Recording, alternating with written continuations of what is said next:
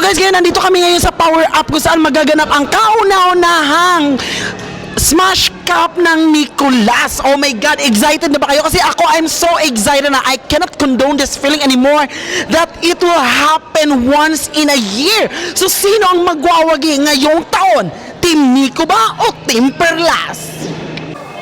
Guys, usually kasi pag mag-start kami ng badminton namin, nagwa-warm up kami. Pero feel namin si Nico lang ang may kailangan ng warm up kasi parang sobrang basic ng badminton na to eh. Excited na akong paluan. Anong team mo? Team Nico! Tama yan, tama. Pero yung leader namin wala pa! Ano to? Feeling ko mananalo tayo. Wala pa siya.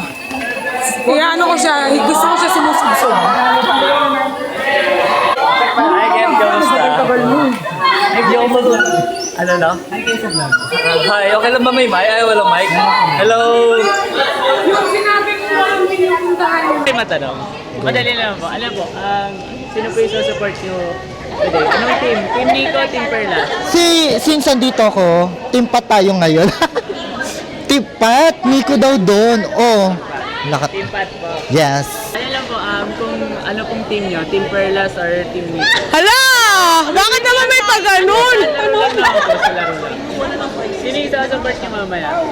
Isusupport ko, baka sakali si Nico kasi ano yun eh, competitive malala yun eh. Parang hindi papatalo. Although competitive din naman si Pat, pero alam mo yun, hindi papatalo si Nico.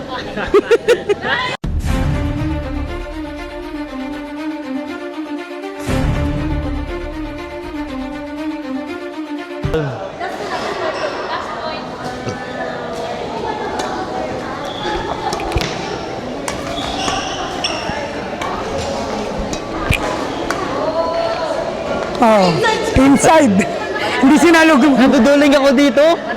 Alam ko naman. Alam ko naman mananalo. Hindi nakakaduling, no? Tapos na. Uwi na ako, guys. Thank you. Next. Pag-play mo na, pag dito, in yun. It's just the serve lang. Ang hindi ko maintindihan. Pero okay lang.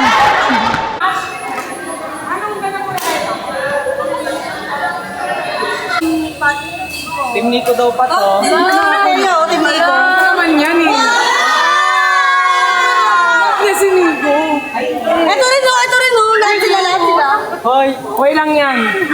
Dapat din ako mag-pull ng purple na yung shoes ko eh. Ako nga, kuya ko si Jeffrey, bias ko si Josh. Tapos best friend ko si RZ. Sabi, ano ko, happy friend ko si RZ. Dito na lang ako. 1, 2, 3. Hi po kayo sa vlog! Thank you guys for watching. So thank you guys for watching. Thank you! Maraming salamat po sa Sa next ulit na champion. Thank you po for this opportunity. Finally, naka first ever certificate badminton. Eliza Bal. Pero wala siyang score.